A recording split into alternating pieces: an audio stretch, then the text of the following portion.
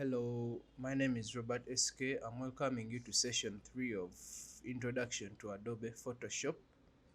In today's session, we are going to mainly look at the application menus to explain them into detail. For example, the file, the edit, the image, the layer, the type, the select, filter. We have 3D, we have view, we have the window option, then we have the help. If you're working with Mac, then there is another option here of Photoshop CC where you can find the preferences that help you to work easily with the program. Yes, without wasting a lot of time, let's get started. The first option that we're going to look at is a file. The file helps you to do different tasks. For example, when you come to the first option, we have the new. When you look at the right, we have the shortcuts to every option that we are selecting. For example, the new, we have the shortcut is Command N for Mac and Control N for Windows.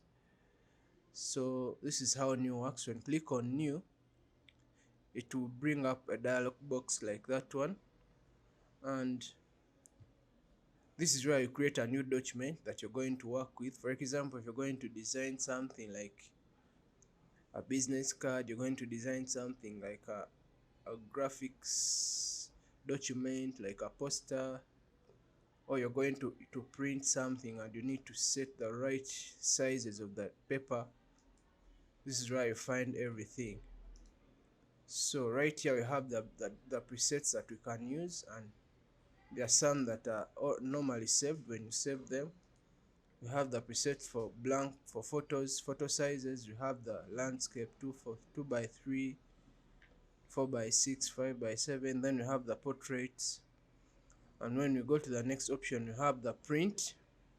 This is where you find the different sizes of the print papers, the F4, the F5, the A3, the B5, all those ones.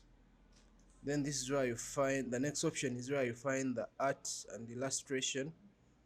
Then you have the option for websites. This is where we do the different website dimensions. This is where we find them. We have for the mobile phones.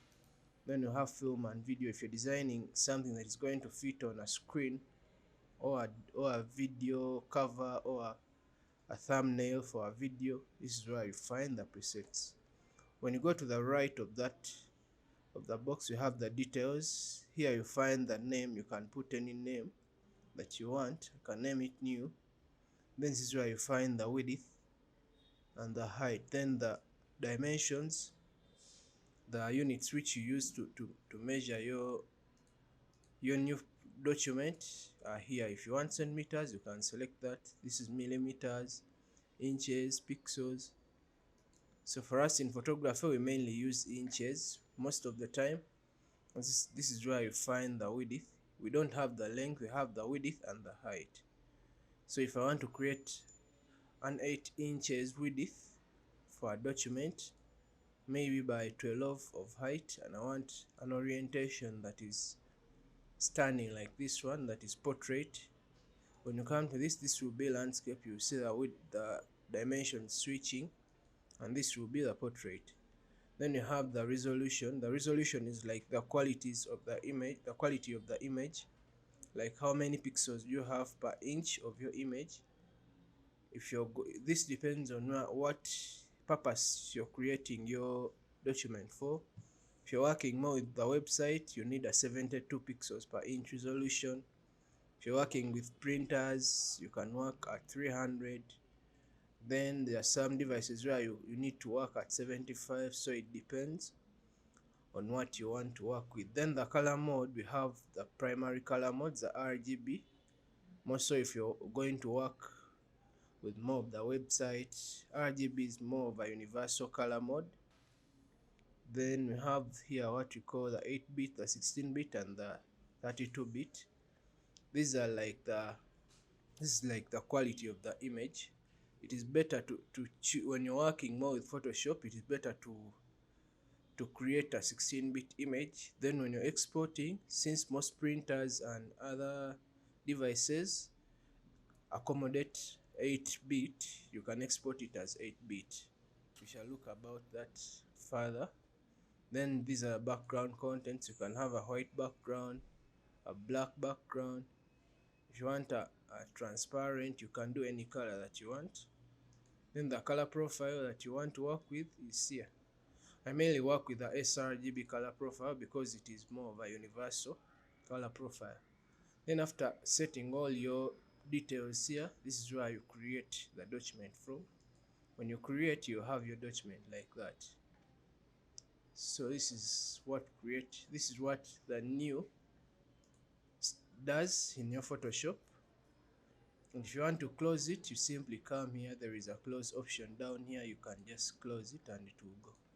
Then you have the open option. Shortcut Control O or Command O will help you to browse through your computer to open a document. For example, if I want to open that picture there, I'll just click on it and I click open and it will be open like that. If I want to close, I just come here. There is the X symbol at the left. Then you can close it. Then you have the open recent. Your open recent shows you a list of the documents that you've been working with, a list of around 20 depending on how many you saved for that. Then we have open as smart object. Open as smart object is something like when you open it, it will be like that. It will have the thumbnail of the smart object will have something in the right corner that will look like that. And the other thing, the smart object will be unlocked when you open it. When you open a document as a smart object, it won't be locked, which is a different case when it comes to a normal document. This one will be locked and you need to first move it and convert it to a normal layer like that. So when you go back to the open as smart object, you will have something like this. My simple understanding of the smart object, it is that document which you can scale up and down and you don't lose details. For example, if I'm to have a copy of this, I have two copies of the layers, two layers of the same kind of picture, and like I remove the smart filter. I make it, I rasterize the layer in order to remove the smart object effect. When I scale the smart object up and down like that, then I scale it back up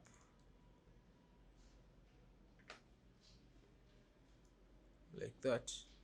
If I try to zoom into, for example, 66%, and you see my details the way they were, and if I come to this layer here, I'm switching off this one just for us to see this one very well.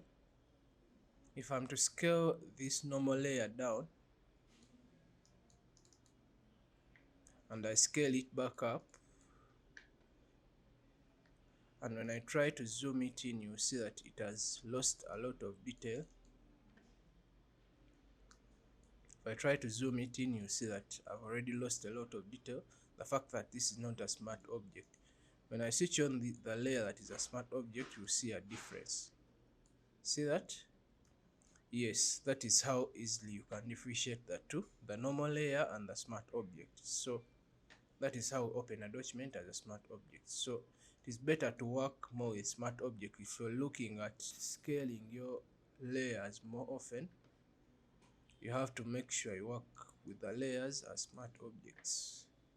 Yes, as simple as that. When you go to the next option here, we have the close. I've already told you about that. The shortcut is Command W.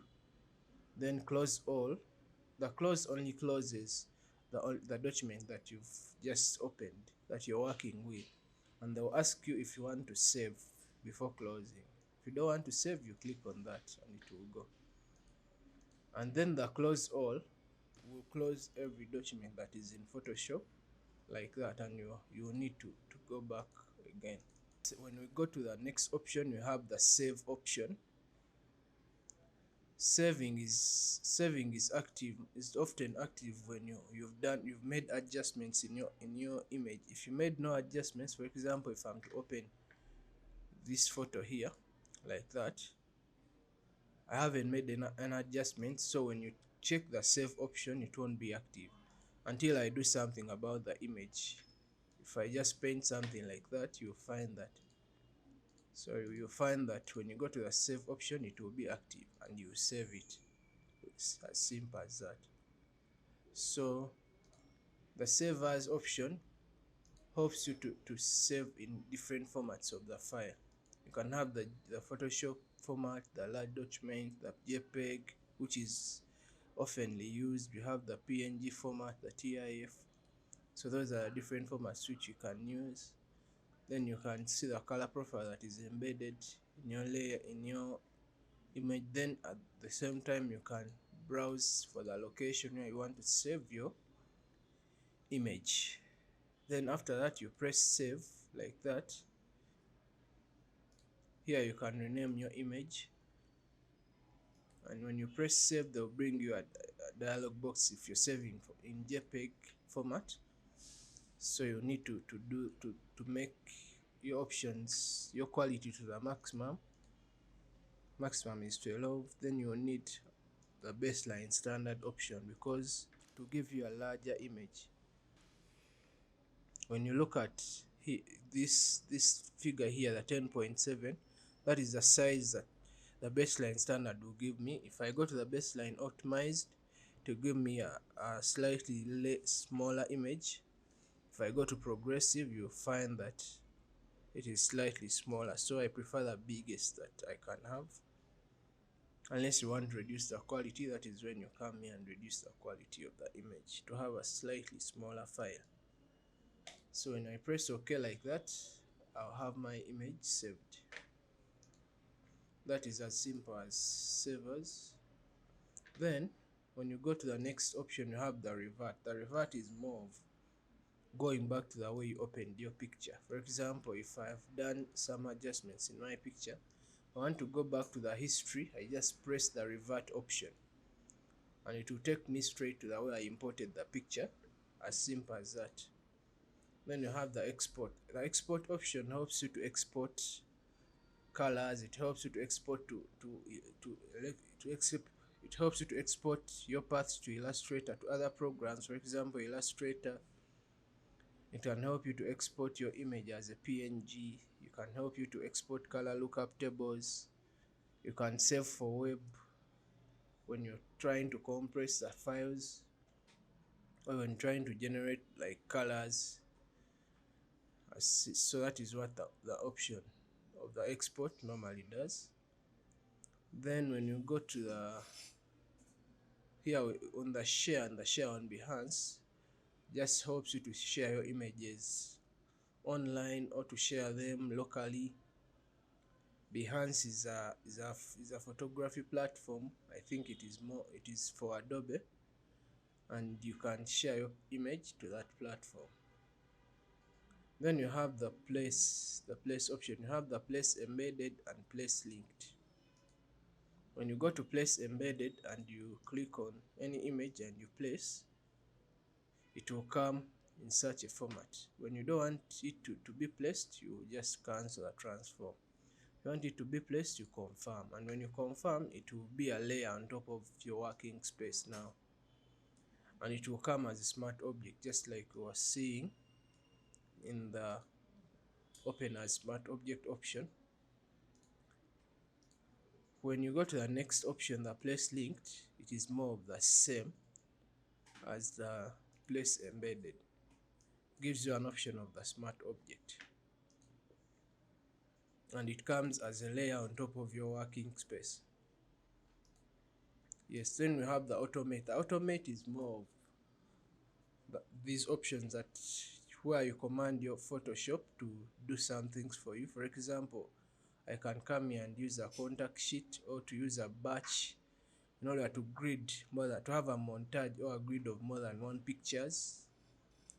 So that is what the automate does. If I come here to this, I can come and click on open documents, And if I want to probably do a montage of pictures that I have, I can just come here and I command that. When I press OK, all the images that I have will make a contact sheet. So this is as simple as that. Yes, when we go down here, we have the import. This is importing images from the device, importing from any device that you've connected from outside, importing video frames to layers. For example, people that use Photoshop to color grade to create their colors, they can use that. Then we have the file info. The file info helps you to get the metadata of the picture. For example, the author. Then we can have the copyright information. Then we can have the camera data in that, the lens data, the shot information of your image, the exposure time, all that. Basically, that is what the file info gives you. And when you get to the next option, you have the print and the print one copy. The print will help you to command your Photoshop print settings to an external printer. You can, if you have a printer installed or drivers for a printer installed in your system, in your computer, you can have that on this. And this is where you set up in the print settings. This is where you set up the rest of the settings for the printer, and this is where you set the number of copies, the color handling, like the color profile that you want to command for that, then and so forth. Then this is why you command the print. If you don't want, then you cancel. Print one copy is printing what you've just opened. Print will give you an option of printing all of them. Then when you go to the next option, we have the next menu is the edit.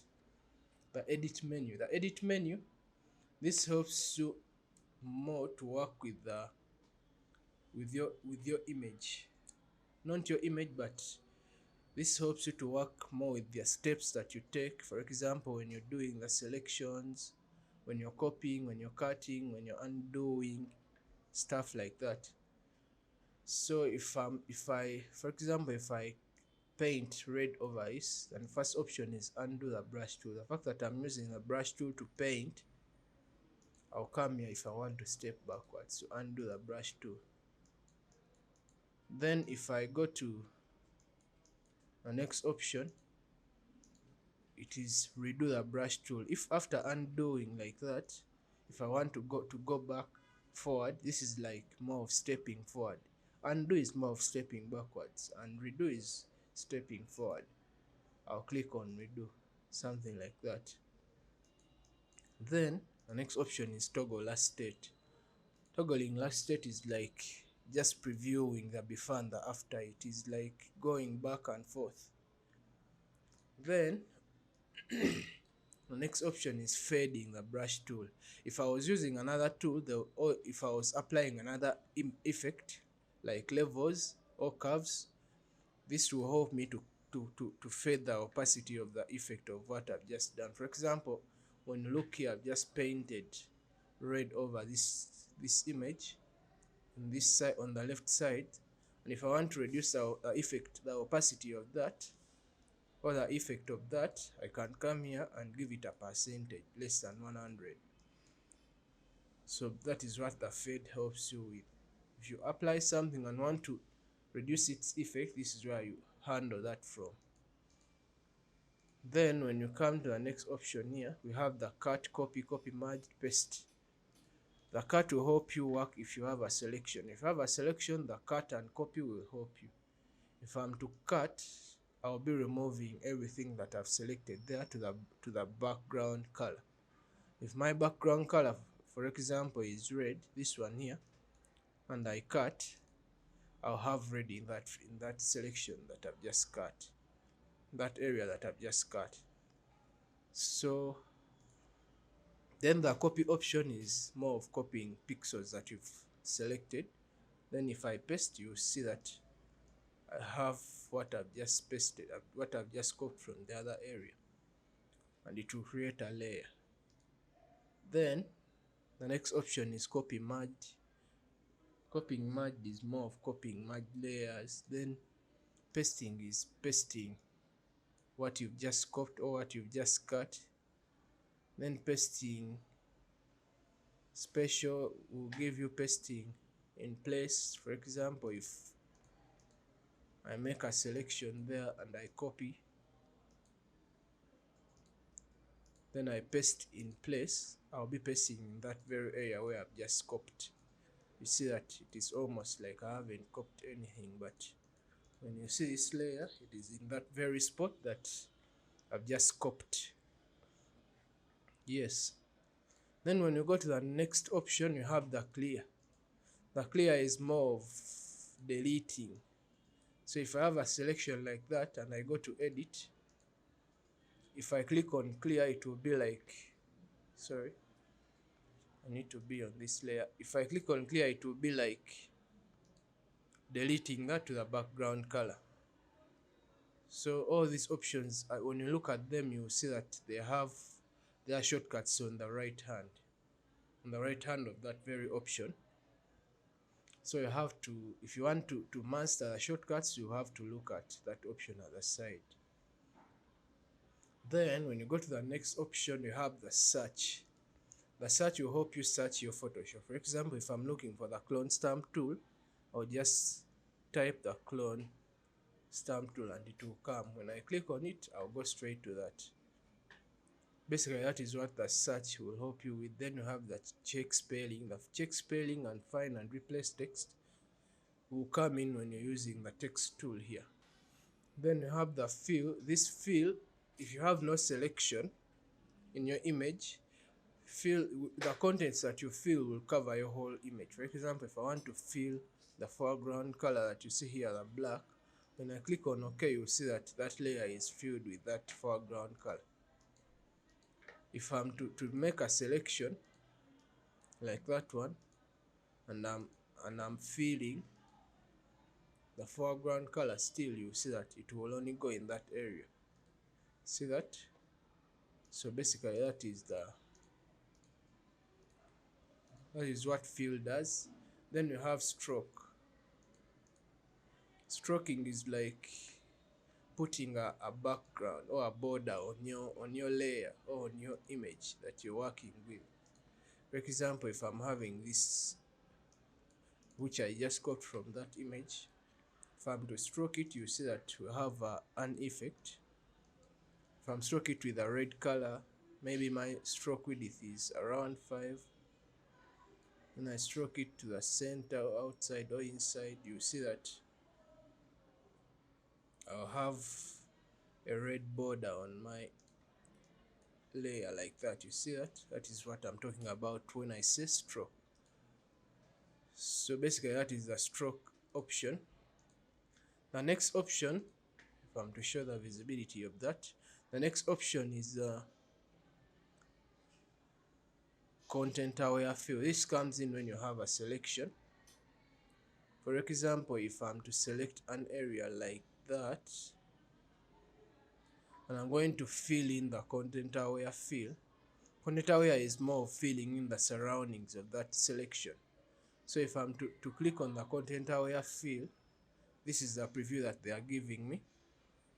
So if I'm to press on OK like that, you see that they are trying to merge my to copy and paste the surrounding colors to that very area, surrounding space or the surrounding pixels to that very area to kind of fit into that. Then when we go to the content aware scale,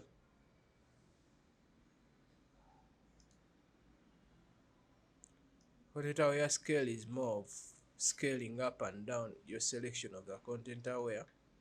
That comes in when you've already worked with the content aware fill. The free transform option will help you to scale 1, then 2, it will help you to rotate the image, the layer, sorry.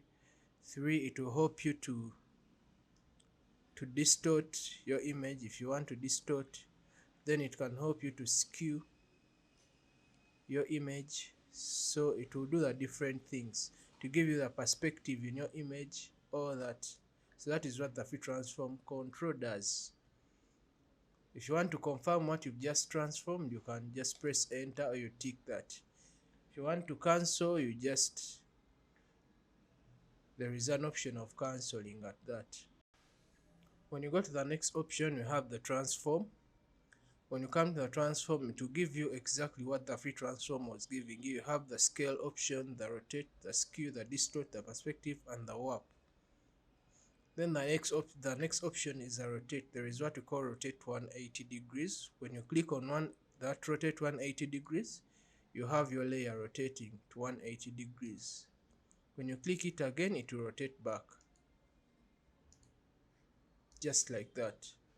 Then you have the rotate 90 degrees clockwise. It will rotate to that direction. Then when you have the 90 degrees counterclockwise, it will be the opposite. Then you have the flip horizontal. Flipping is more like flipping what is on the left to the right. So it does that on the horizontal, along the horizontal axis, and you see that even the words are now distorted. They are facing the opposite direction. If you want to take it back, you click that again. Flipping vertically is doing the same thing but along the vertical axis, to flip along the vertical axis. So basically that is what flipping does. There is a difference between flipping vertical and rotating.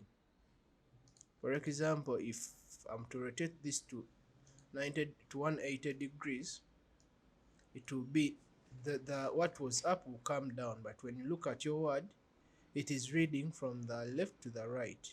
See that? And it is perfect. But when you, if you're to flip vertically, you see that everything will be flipping, even the letters will go upside down. So that is the difference between flipping vertically and rotating counter 180 degrees. So when we go to the next option, you have the define pattern. Defining a pattern will help you to save a certain pattern that you can use when you're going to use the pattern stamp tool. I can decide to define a pattern from this layer. For example, if I have that, I want to save the pattern of that fabric, I can decide to have that in a layer like that. Then if I'm to define that pattern, I'll come to the define pattern option and I'll save it. And if I'm to apply that anywhere, I'll just come to the pattern stamp tool. Then I come to the options here for the define pattern. Then I can get it and apply it anywhere. So that is what the define pattern does. Maybe if I want to apply it here, I can apply it here. So I define the pattern of that whole image. So it is kind of applying it to this image using the pattern stamp. Basically that is what the define pattern option does. Then here the other thing that we use here, these are color settings. If you want to look at the color settings in your image, and if you want to change them, then you want to convert to profile, any profile that you want. Basically if you shot your image in the CMYK, you can put it to working RGB or the sRGB. Sometimes people shoot using Adobe RGB. You need to convert it to that option. Then when you convert it, you export it like that. Then we have the keyboard shortcuts here. The keyboard shortcuts help you to customize your shortcuts. By default, there are shortcuts that come along with every tool, with every application menu, with every panel menu, with every tasks that you have in Photoshop. For example, if I want to assign another shortcut to maybe the move tool here, the shortcut of the move tool by default is V. If I want to change it to maybe X, I can do that. And if I confirm, you see that my shortcut will be changed. And if I'm to come to this, you see that the shortcut for move tool now is X. Sorry, I didn't confirm that. If I'm to put that there and I confirm, when you come to your move tool, you see that the shortcut is X. If I go back, I want to take it back, I can come back and put my V there. If you want to assign any shortcut on the application menus, you just come to the application menus. They have the drop down options here. For example, I normally set my adjustments to certain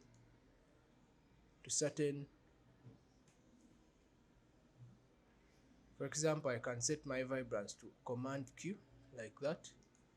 Then if I accept that, if I want to get my vibrance, I just come to the keyboard and I press Command Q. I'll have that, just like you see that. So basically that is how the keyboard shortcuts can help you. Then you have the menus. If you want to if you want to remove the visibility of any option in the application menus that you don't want to see, that you don't use more often, you can just click on this eye and you remove it. For example, if I come to my file and I remove the close and go to bridge option, then I click OK, you see that that option will not appear on along the close. Initially it was there. If I want to take it back, I'll go back to the menus and I put the visibility.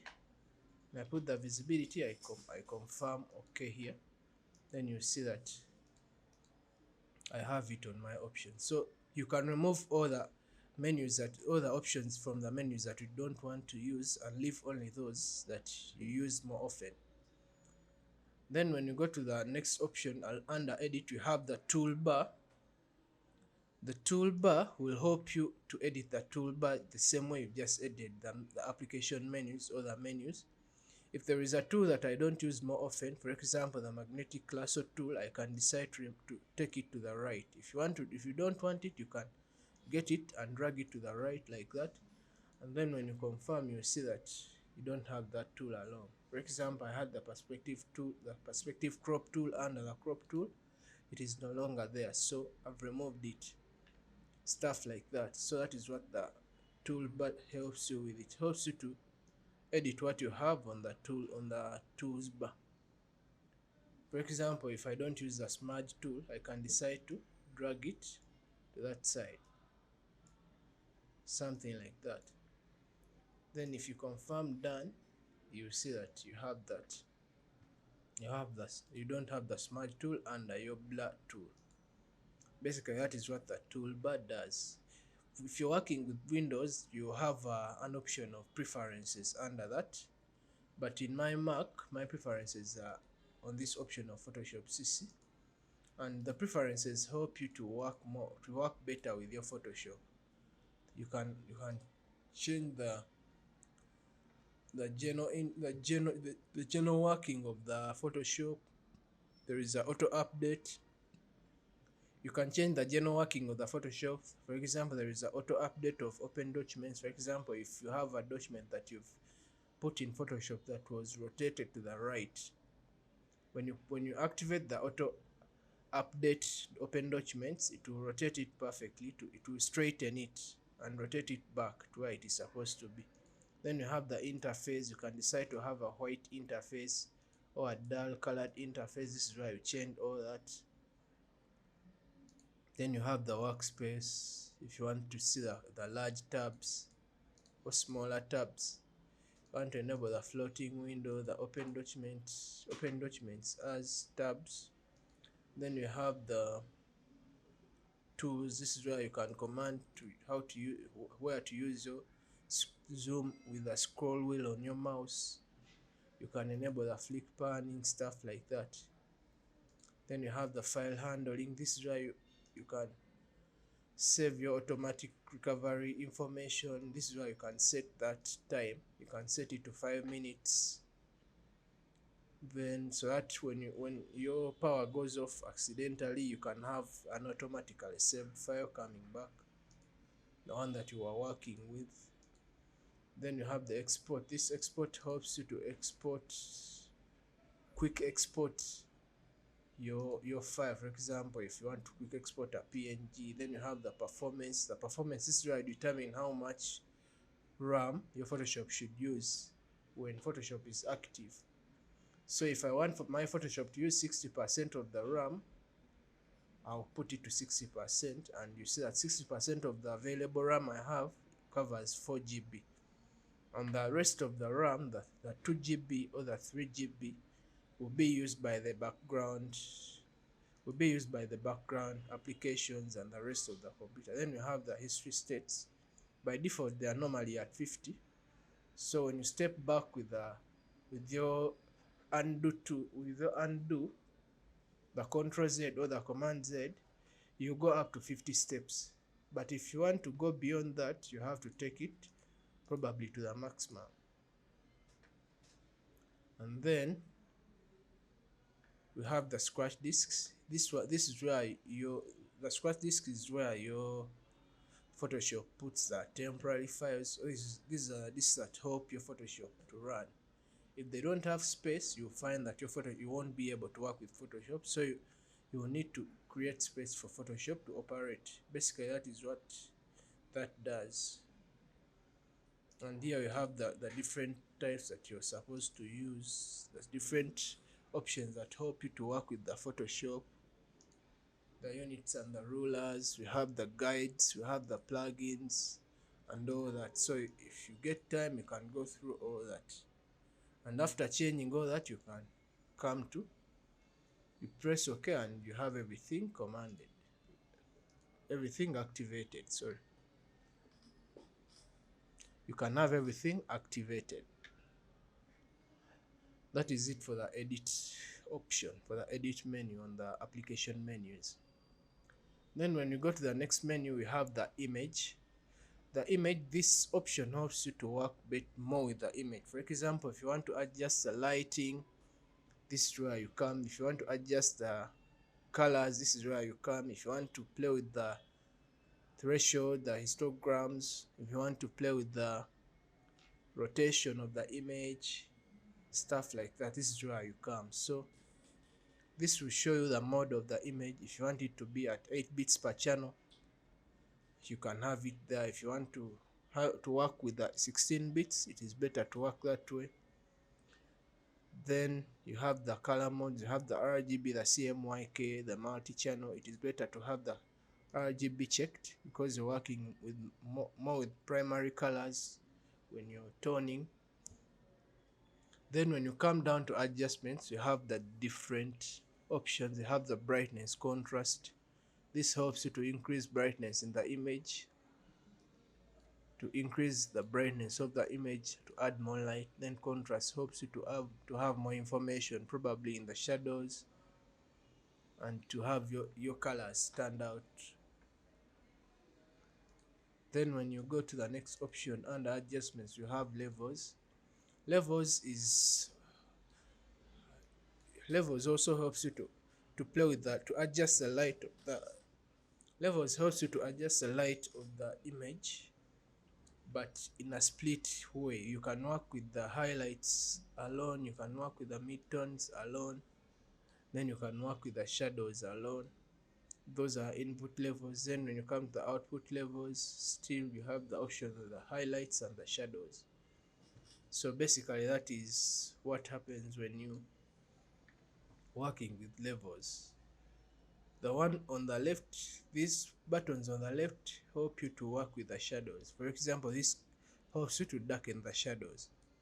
Then the one down at the output levels helps you to add light to the shadows. Then when you go to the extreme left, you have the highlights. This one will help you to add light to the highlights. Then this one will help you to reduce light in the highlights. Then when you go to the input levels here, up here you have the midtones. The midtones will help you to add light to the midtones and to reduce. Basically, by default, the value is 1. And that is what you have at that. If you want to confirm, you press OK or you press enter. Then that is when you're working with all the channels RGB. But if you're working with one channel, for example red, you see that you'll be adjusting between red and cyan. You'll be adjusting between colors. So this will also help you at a certain point to do color grading. Then green, you see that you're playing with more greens than other colors. Then blues will help you to play with blues and probably yellows, because those are two colors that work together. Basically that is it for the levels. And when you go to the curves also help you to work with the light of the image. This is what we call the curve, what you see here. This part of the curve in the middle will help you to adjust the midtones more. Then the upper part will help you to adjust the shadows, rather the highlights.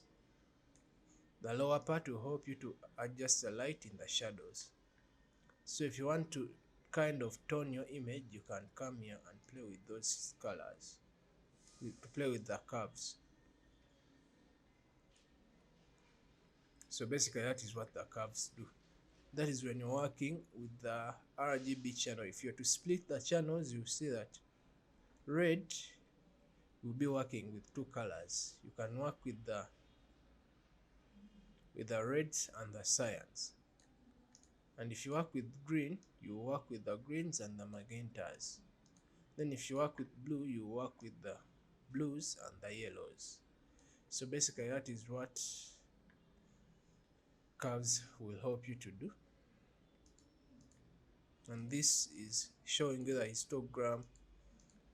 These are showing you all the baselines and the intersection lines.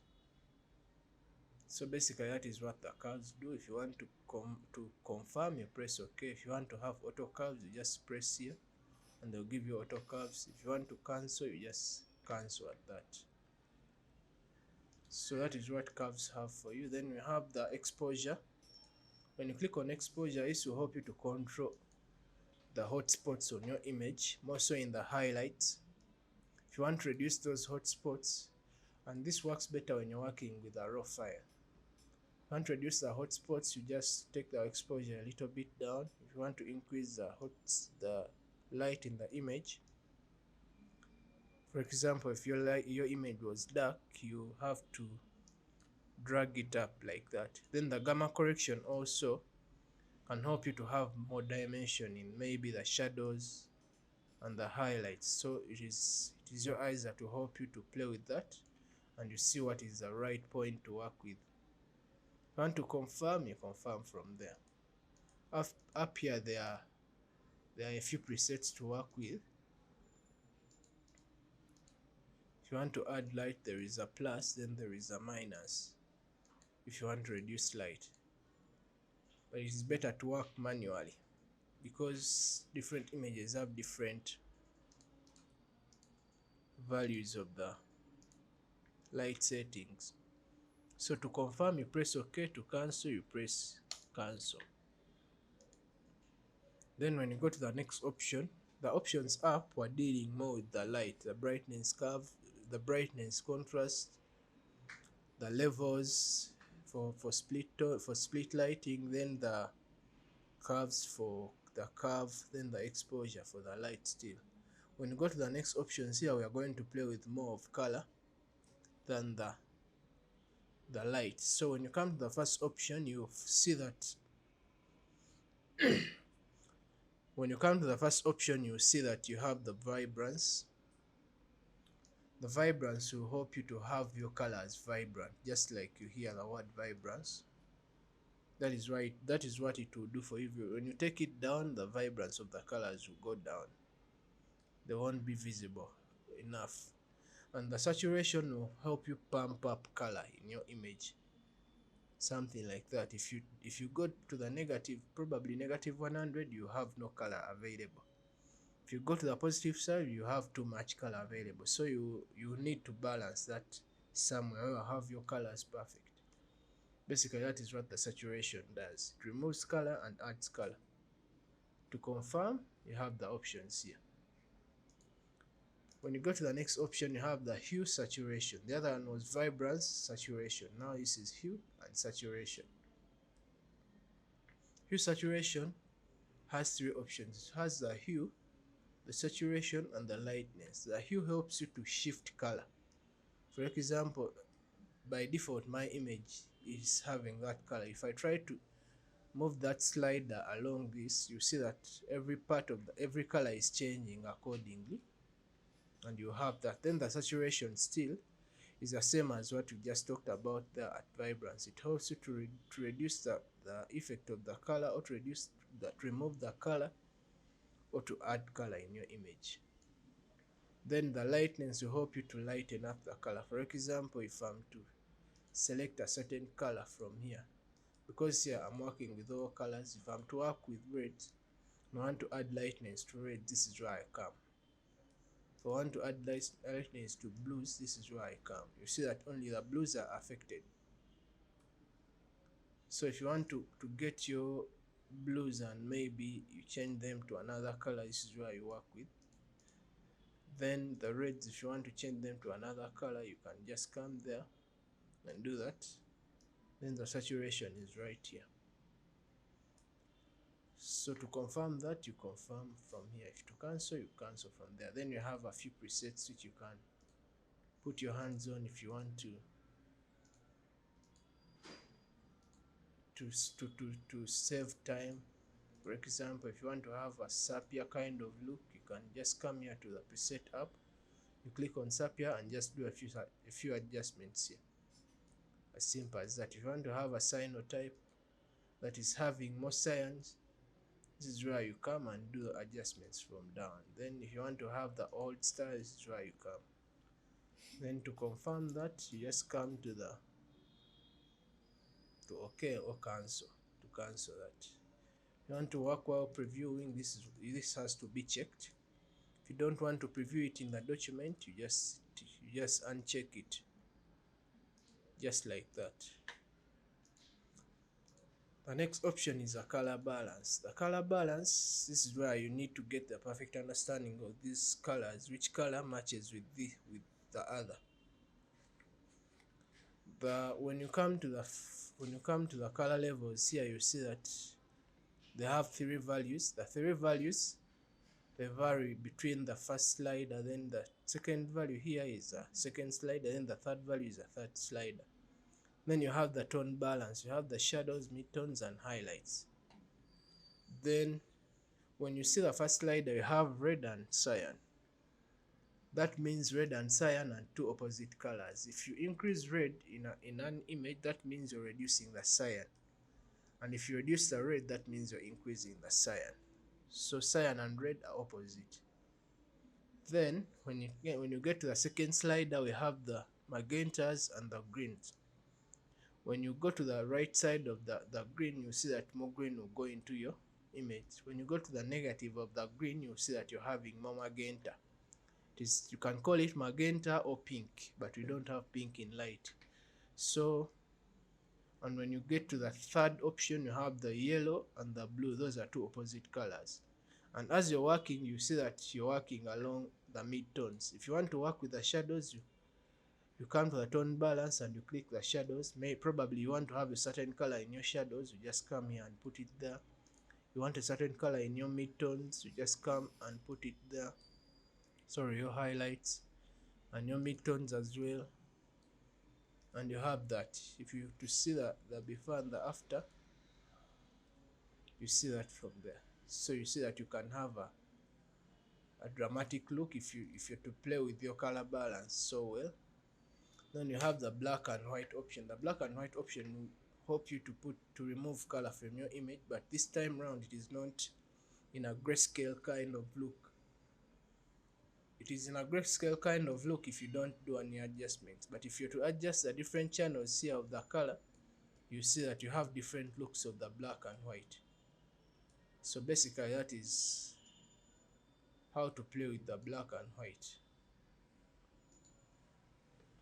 Then when you go to the next option, you have the photo filter. The photo filter helps you to add more mood, to your image. For example, if I want a warming filter, I just come here and I put the warming filter. If I want to cool it down, there are cooling filters. So this will give you a certain mood, and you will adjust the density accordingly to have a different kind of look. You see that all these options are helping you to play with the colors. So to be upon you to see how to work with the colors. Then the channel mixer still is the same to play with the colors. When you look at your output channel here, you have the three colors: the red, the green, and the blue. And if you're to play with the red, now you're working with the red along the reds. If you increase the reds, you see that you have more red. If you reduce the reds, you see that you have more cyan. So this is knowing how the colors play along each other. And if I'm to get if I'm to go back to the channel mixer, maybe I play with the greens, you see that I can do that. I can play with the greens to get another color in my image, something like that. So I'm having another look. If you want to toggle between the before and the after, you see that you can have that. So it is all about how you play with your colors. Then the color lookup option helps you to load colors which you saved at the export option. For example, if I'm to load a color from outside, or if I'm to work with the colors that are inside Photoshop, this is where I will come and I give my image a dramatic look. So it is as simple as that. Basically, that is what happens. Understanding the color lookup table is better. Aside having adjustments, here we also have what we call adjustment layers. If you're working with different adjustment layers, it is the color lookup tables that will help you to load and save the different looks that you create using your adjustment layers. So when you're working, you have to know how to play with that. We shall see that at a further stage when you're seeing colors. The next option here is invert option. The invert will help you to put your image to that kind of look. This kind of look only helps. I normally use it when I want to see my shadows clearly. When you look at your image here, you see that this area that is dark is having light now, since you've inverted the pixels. And when you look at the light areas, now here they are dark. So that is how I use the invert option. Going to the next option, undoing the invert. When I go to the next option, I have posterize. Posterize gives me that kind of effect. If I have the levels of posterizing at down, if I have the levels of posterizing low, I'll have my image having such traces of the light. So if I want to fix that, I'll try to push my posterize up to remove that effect. When I go to the next option, I have the threshold. The threshold gives you that kind of look in your image. I think this is mainly done by the people that do sketches, that do cartoons, people that sketch using Photoshop. Then when you go to the next option, you have the gradient map. Going to the gradient map will help you more in color grading. In order to do that, you have to duplicate your background layer here. And when you go to the gradient map, just like you see there, right there, and you click into that to detail set your colors from the foreground to the background color which you have here. This side here, sorry, to undo that. This side here represents the shadows, so I'll need to, if I want to have a certain look in my shadows, I'll put that like that. I'll select a color that I want to have in my shadows. Then this side is for highlights. For example, if I want to have a milky look in my highlights, I can do that. Then for midtones, I can add another slider here for the color. Then I can add a certain look for my midtones. And when I confirm that, then I can change my blending mode here to color, and I can reduce the opacity to that. So you can see that it can help you to have a certain kind of look in your image. So all these are helping you to play more with the colors in your image. Going to the next option, you have the selective color. Selective color still is now playing the colors, but split. The colors are split further. When you come here, you have the primary colors along here, the secondary colors, then you have the whites, the blacks, and the neutrals as well. Then when you select the reds, for example, you have to adjust all these colors in reds. If I want to add a little bit of cyan in my reds, I add that, I put it up. But if I reduce the cyan, remember cyan moves along with red, so I'll have less cyan in my reds or more reds in my reds. And if I'm to play with the magenta cursor, I'll be adjusting between magenta and green, you know that. Then if I play with the yellow cursor, I'll be adjusting between blue and yellow, and that effect will go to only the reds. So that should be understood. That should be understood. When you go to the blacks, you see that the blacks will be adjusting between black and white, like adding more light in the reds and reducing the light in the reds. If I come this side, I have more light. Then if I go that side, I'll have less light, something like that. So that is what the selective color does. If you want to play with the yellows, same thing here. You want to play with the cyans, same thing here. So you have everything at your exposure when you're playing with colors. So that you have all the colors that you need. To confirm, you press OK. To cancel, you press cancel. Going to the next option, we have the shadows highlights. The shadows highlights help you to get more information in those two. If you want to have more information in the highlights, for example, reduce the light, you can just come here. If you want to increase light in the shadows, you come here. But this will give you a certain HDR kind of high dynamic range, so you have to know how to play with that and to balance it. So if I'm to add more options here, if I'm to show more options, you see that I have various adjustments here, and if in order to have a better uniformity of what you've done, you have the radius and you have the colors, the midtones here. So you can see that you have a different effect when you apply the shadows highlights onto the image. Going further, we have the HDR toning. I rarely use that, but I think it gives you more high dynamic range when you're playing the different adjustments. Then going to the next option, you have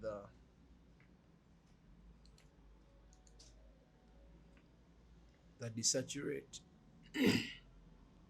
Going to the next option, you have the desaturate. The desaturate will help you remove all the color and put it to grayscale, just like you see that. Then matching color will help you select color from another open image. For example, I have another image that is open here, 141. If I want to copy that color to this, I can just do that and I confirm. You see that I'm copying that kind of look from this image to my image here, and you see that I'm having that brownish kind of look that I have in this very image. So that is what the match color effect gives you. So basically that is what we use. Replacing color will help you to replace color in a certain area that you've sampled here, and you just play with it here. Then equalizing will give you that effect. I don't think it is perfect, it's more of an automated effect. So that is all about adjustments. When you look at adjustments and you come to the adjustment layers here, you find that you have the same things that you have there. You see that you have the brightness, the levels, the curves, the exposure, the vibrance, the hue saturation, the color balance, black and white, photo filter, all that we've talked about that side exists here on the adjustment layers. The only difference that you have between the adjustments and the image here is that here the image will go direct is that here the effect will go directly to the image, to the background layer, just like that. But if I get levels from an adjustment layer here, you see that it will create a layer first of all, and you have that such kind of working. And the other advantage this has, the adjustment layer has, is that if you have your effect going overboard, you can use the opacity to control that. Then at the same time, even after adding different adjustment layers like that,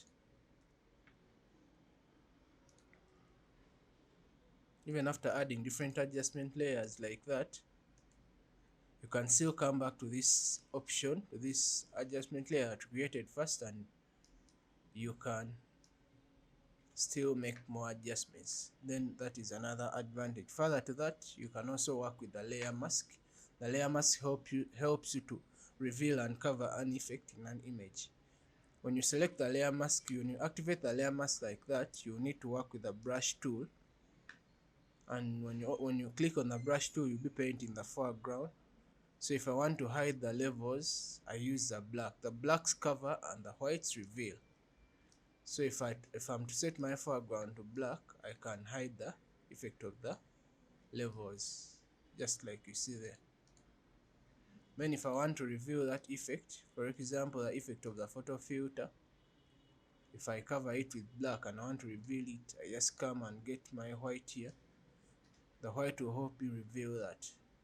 So basically that is how you work with the adjustment layers. Going to the next step after the adjustments, you have the auto tone. The auto tone will give you something automated. The auto contrast will do the same, but now this time it is contrast. The auto color will do the same, but this time it is having a color. Then when you go to the next option, you have the image size. The image size will help you to adjust the resolution, then the dimensions, for example the width and the height of the image if you want to change it. Then when you confirm, you see that your image will be changing in size. This is where you can change your size of the image from the image size. Then the canvas size will show you just the dimensions that you have that are existing in your image. Then when you come to the image rotation, we have this helps you to rotate the image, to rotate the canvas basically. By the canvas, it can be the layer. By the canvas, I mean it can be the layer that you have. For example, if I duplicate my layer or I add another layer like this one here, and I have two layers, there is a difference between rotation when you're in edit, rotation of the transform, where I tell you to rotate 180, you'll be rotating the whole, sorry, you'll be rotating only the layer like that. And when you're rotating from the image here, the image rotation will be rotating the whole image. I don't know if you see that when I rotate right counterclockwise, you see everything rotating, but if I'm to rotate just from the transform, it will be applying the effect on only the layer that you've highlighted, that you've activated. So basically that is what the difference between the two rotations is. The one for edit only rotates the selected layer that you want to transform. Then the one for image will rotate the whole image. Basically that is it. The reveal all will show if you've hidden, like if you have several layers here like that, and you have some layers that you've hidden, the reveal all will help you to bring back all the layers that you've hidden, something like that. And we have the duplicate here. The duplicate here will help you to duplicate your image, and you have two images. You have a copy, you have an original of that, and you have a copy along the tabs bar here, or the timeline, what you call the timeline. Then apply image will help you to will help you to apply effects in your image. For example, if I want to work with the frequency separation method, there is what we call the apply image, where you can separate layers. So this is basically what the apply image helps you to work with. We shall see that more, how to apply it when we are retouching. Going to the next option, we have the layer option. The layer option basically works with the layers panel here, where you can have different layers like these ones on your right. It is this side. This is the option that will help you to work with the different layers, creating a new layer like that. It will give you a new layer that is blank, creating a new layer from the background. It can give you a new layer from the background color like that. Then creating a new group, it will give you a new group just like you see there on the right on the layers panel. Grouping from layers, a new group from layers. For example, if you have those layers that you've selected and you want to have a group from layers, you can group them like that. You come here to layer and you click on new, you group from layers. Then there is what we call layer via copy and layer via cut. When you come to the layer via copy, it will copy your layer like that. Layer via cut will be activated if you have any selection in your image. Then we have what we call duplicate layer. Duplicate layer is more of like the layer via copy. It is like it is giving you a copy of the layer. It is the same as layer via copy. Then deleting, you're deleting a layer. Then deleting, when you go to the next option of delete hidden layers, the hidden layers are the layers that don't have the eyes on, this visibility on. So if you're to delete the layers that you don't have the visibility on, those are hidden layers, they will automatically go. Then you have the quick exporters PNG. We look at that at export. Then you have the exporters. This time, the other time you were exporting the whole image. Now the quick exporters PNG will only export the layer that you've just highlighted here. For example, if I have this image and I decide to have this layer in my image, if I export that layer one as a PNG and I put it to my desktop, you see that it will export the program will export that layer to a PNG. You see it on our desktop here. So going back, that is what we call quick export. Even exporters is exporting just the layer that you've selected. Exporters will give you more options of the format, the width and the resolution and the color space. This is where you can convert to the RGB that you want, stuff like that. Then renaming will just help you to rename your layer to another name. When you look at my right here, you see that this can give me, I can put any name by renaming, just like that. Layer style gives you blending options of the layer. This is where we normally use this more in graphics to have different kind of effects. You can have the stroke, the inner shadow, the color overlay. You can put outer glows, more so if you're working with texts and all that. That is what the layer style gives you. Then you have what we call a smart filter. The smart filter option will be activated when you have a smart object in your image like that. When you have a smart object and you apply like an effect, for example, if I apply levels, I'll have a smart filter here, and when I go to layer, you see that your smart filters you'll be able to work with them. You can disable it, remove the eye like that, then you can enable it.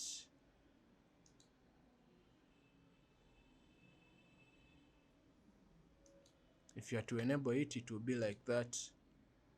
Then if you are to delete the filter mask, it will only delete the filter that was there. Then you have the adjustment still along. You can have more than one adjustments if you have a smart object. For example, if I'm to put curves, you see that curves will come along that list. If I'm to adjust the color, you see that I'll have all the adjustments under the smart filter. This is how it helps me. So if you can't use the adjustment layers to work with adjusting later or working with masks, you can use a smart filter. If you use a smart filter, you'll be able to mask from within the smart filter mask, then to later adjust your adjustments. For example, these levels, I can go back and do an adjustment, yet I already applied that effect. So that is what the smart filter does for me. Then going to the next option, you have the new fill layer. This will help you to create a new fill layer which is a solid color. For example, the color that you pick, you can decide to pick that sky blue kind of look, and you have that. That is a new fill layer. It can be a gradient. Remember, when we were talking about tools, we saw what we call a gradient. If I decide to create a gradient, it can be, I can select any color that I want, having a gradient fill layer.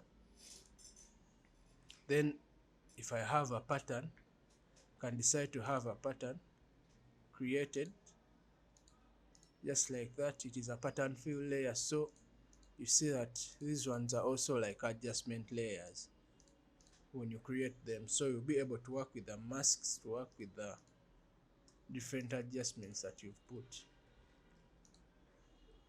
Going further, we have the new adjustment layers. These adjustment layers that you see here are the same as what we talked about here, so I won't go back into that.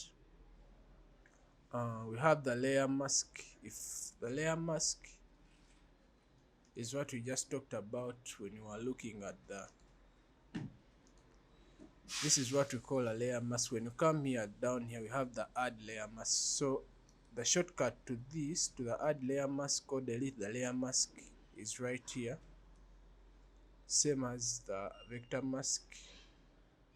Then you have the clipping mask. The clipping mask is more of working with two different layers, and you direct the effect to the layer below. For example, if I have my vibrance there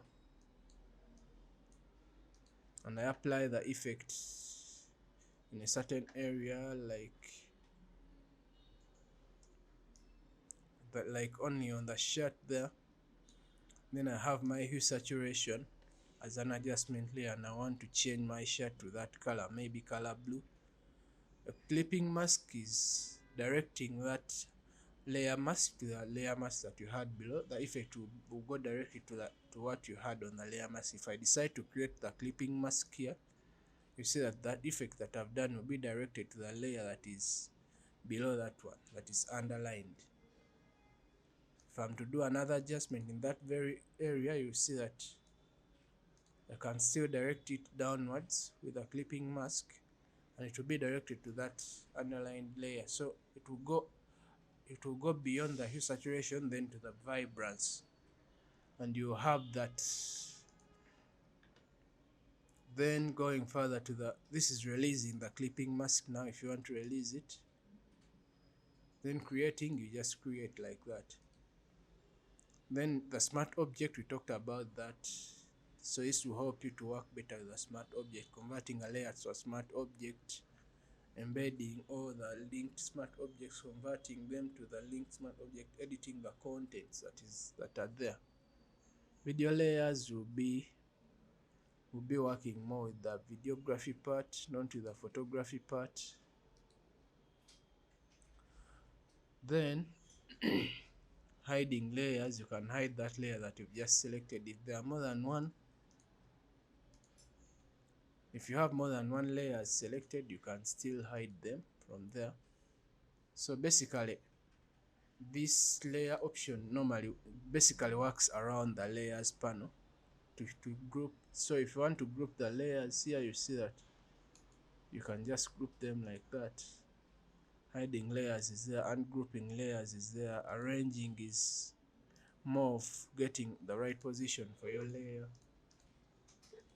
So if I decide to move this picture to this, and I want it to be like, if I put it, you see that it is underneath my effects and I want it to be above that. So what I'll do, I'll come to layer here and I arrange. I can send it to front so that it is above all the layers, or I can decide to just send, like, to bring forward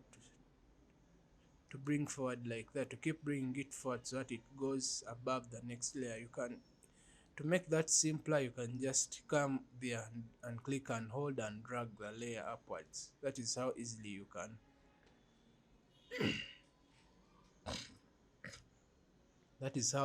can work with the arranging of the layers. Combining shapes works more when you're working with the shapes. Locking layers, you can lock the transparency of the layer, you can lock the position so that you can't move it anymore. You can lock everything that you have there so that it is like a background layer that is locked. And you have the merge visible. Merging visible layers is merging layers that have the visibility on. For example, if I switch off the visibility of that layer and I decide to merge the visible layers, you see that that layer will be left out. But if I have it visible and I merge the visible layers, everything will be merged into one layer. So that is the merging. Then the flattening will help you to flatten it completely, like flatten it down to the background and locking it. That is all for the layers menu, option. Then going further, you have the type option. The type option normally works when you're working with the type tool, when you want to add some fonts, when you want to preview the font size.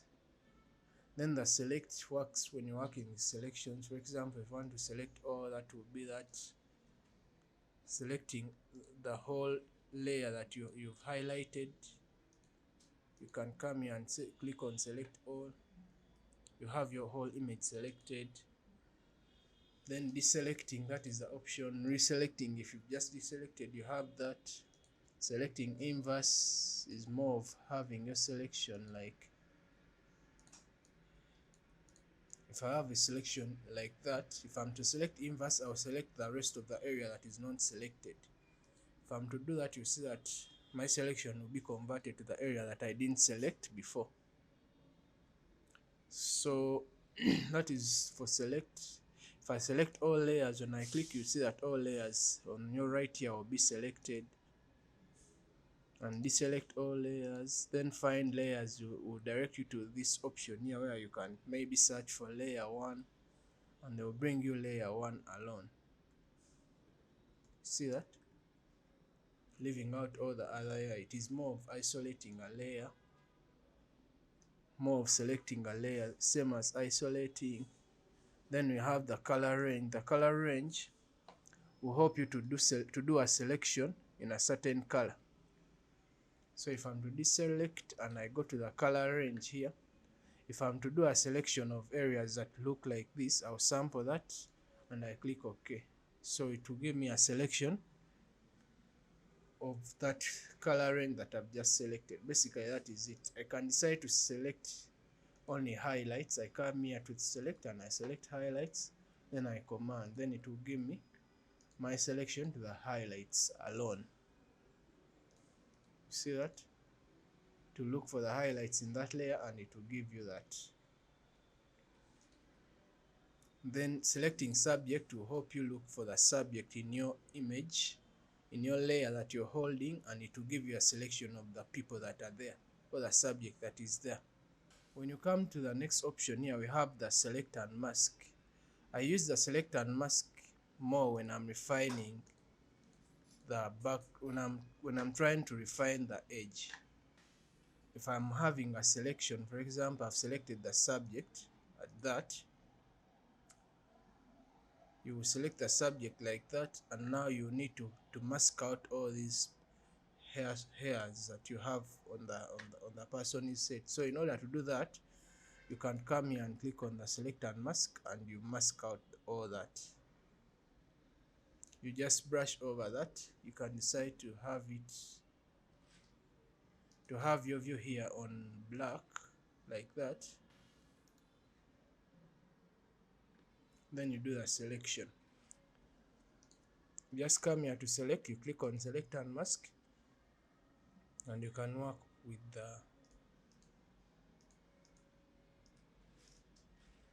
your edges very well to remove the hairs. But the better method that I normally use is the Asian method of the refine edge. In order to get that, you go to select. First of all, you have to make sure it is your subject that is selected like that. Then you go to select. When you come to select and mask, you have to hold down shift and click. When you click, you have that kind of the view mode of the refine edge, and now you get this the refine edge brush. It is called a refine radius tool, and now you paint over the hair, like on the edge of the hairline like that, just like that. So now you find that all your background will be removed from the hair. And after doing that, you can change the view if you want to use a different view, but it is better to view your image on black, because the hair is black and now you need something that separates the black from the black. So after that you click on OK. When you click OK, you have all your hair selected. Now when I show you a little bit of the before, you have that, and the after, it is selecting all the hair. So that is how the refine edge and the select and mask will help you. Going to the next option, we have the modify. The modify has different options. The modify works when you have a selection and you want to change it. You want to modify your border maybe, and you want to give it another width. It will give you two kinds of selection like that, and your border will be like that. If you want to take it back to 1, you have it like that. Then smoothing, having your modification. Then going to the next option of smoothing, of making it smooth, you can just increase the radius like that, and you see that actually that was too much. You see that you have your edges smooth now. For example, the corners here, they are smooth. Then expanding will be like expanding your selection from where it is, and it is expanding it further. For example, if I'm to fill a color there for easy viewing, and I'm to expand that selection, I come here and I click on expand, and I expand, you see that the selection will go beyond that color that I just filled. And if I'm to contract, it will be the opposite now. It will go below that. See that? It is getting inside now. The shade is contracting. Contracting is the opposite of the expanding. And now the feather. Now feather is closely similar to smooth. Example, if I have my feather of the lasso tool like that, if I have my feather at 0, I will have my selection the same way it is. But if I decide to change my feather to a bigger value like 12, you see that all the corners will be smooth. So it is more like a smoothing kind of effect. So basically that is what you have. This is where you can edit in quick mask mode. You can edit while you can save the selection. So that is all for the selection that you can have. Then going to the filters, we have the different filters that you can put in your image. For example, you can work with the texture to remove the big texture from the image. Then you can remove the noise. When you get to that option of the noise reduction, you can add blur to the image, reduce the texture. You can add more texture with the high pass. You can sharpen the image if you want to make it sharp. You can liquefy. Liquefying helps you to kind of shape the subject, to shape your person when you're working with them. Then converting your filter to smart filters, you click here. Then you have the camera filter, which is the main of all of them, which helps you to do with the color grading and the lighting and all that we've talked about. They collected all those settings and they put them in one filter, which is a camera filter. It is more of a raw processing software of the camera raw. That is why when you import any image, any file that is raw, the format is raw, you have, for example, if I'm to open a file that is raw in format, you have your camera filter opening it before any other thing. So if I have my image like that and I open it, you see that it will be a camera raw filter that it will open with a camera raw filter. So it is more of a raw processing software that helps you to adjust all those, the color grade, the color temperatures, the tint, the exposures. If your exposure was down, this dry, you can adjust that, the contrast, all that. Then you can even increase on the sharpness. You have the curves in this. So everything that talked about in image adjustments, all the adjustment layers, you will find them here, and even more. The colors, you see them, that they are HSL. The color grading now is more advanced with the color wheels. You see that you have the optics where you remove the distortion and the chromatic aberration from your image. Then you have the geometry where you can straighten your image and you rotate it if you want. If it is offset, you can put it back. You can add grain to your image if you want, and if you want to reduce, you can reduce. You can do more color grading with a calibration of the primary colors here. So basically that is what camera filter can help you with. And when you click on open, it will load the raw file into Photoshop, just like you see there. So basically that is what the filter does, the camera filter does. And liquefying, showing you a little bit of liquefying. It has several tools. It is also like a filter that will help you to shape. For example, if I want to shape up this, I'll use the warp tool, the first tool there, to shape up maybe the shoulders. If you want to shape the hips of the subject, if you want to shape the body perfectly well, if you want to shape up the jawline like that. Then the other thing that they added, it has a face aware liquify, which is this one. It will help you detect the face, and it can easily help you with the different features that in the face. You can work with the eyes. You want to increase the size of the eyes, the height, all that. If you want to work with the nose, this is where you adjust that. If you want to work with the mouth, and you see that you need to increase your smile, this is where you work from that. The mouth width, the height, all that. The lips, if you want to balance the lip sizes. Then if you want to work with the face shape, probably you want to reduce the forehead, this is where you come. The chin height, you have that.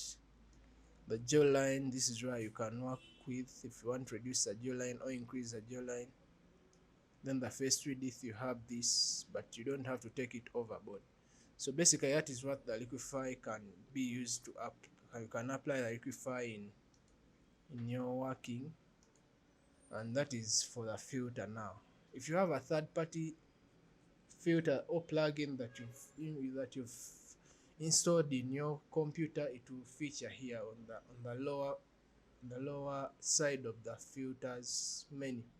So now I have this one, the Skylam software, the Lumina 4. This one I use it in outdoors. So when I installed it, it was shortlisted on that list of the filters.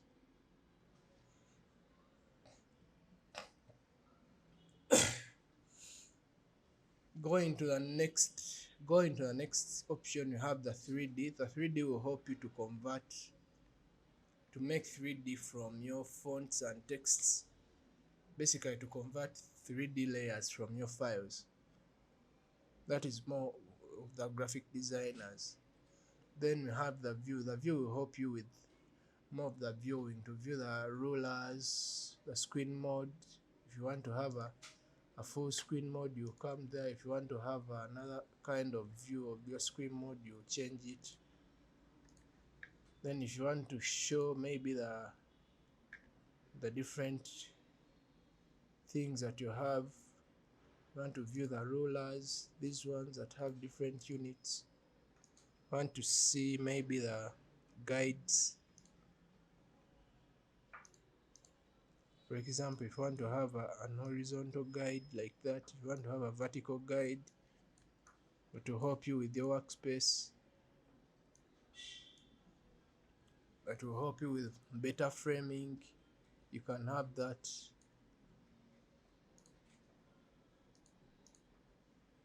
And that is how you will move the guide around. And maybe you want to put your frame to that where the guide is. So basically that is what that is what view will give you. And the view will even you'll be able to look at what color modes that you're working with, the proof of the colors, the pixel aspect ratio, you have it there. Then going to the next option, you have the window. The window option, first of all, will help you arrange your workspace. If you want to arrange your workspace, this is where you come. And maybe if you want to have a photography kind of workspace, you come there and you set it to that. If you want to have it to the default, you set it to that. If you want to reset or delete a workspace, this is where you work. If you want to lock the workspace, this is where you come. And basically that is how you can do that. The keyboard shortcuts and menus, you can still find them there. The ones that we talked about in the edit, in the edit option down here. You also have a leaf there. So going down, you see that you have very many options. These options are representing the different panels that are always on the panel menus that are always featuring on the right side of the interface. So if I want to activate my actions, I can click on that and you see that I have my actions panel menu active. If I want to deactivate it, I just click and it will go back. If I want to activate maybe the character panel menu, I'll just click on that when I'm working with more of text. If I want to view the layers, I'll come here. If I want to remove them, I'll still click there. So basically that is what window will help you with. If you want to see the tools panel, this is where you come. If you find that you can't find it, you click there. The options bar, it is right there. Then the application frame, you can change it to that. So basically that is what the window option will help you. Then the help will help you search for tutorials, search for things online and updates of the Photoshop and the program. If you want to search for plugins, that is where you will go. Basically that is all for the application menus. Thank you for watching. I'll see you in the next video.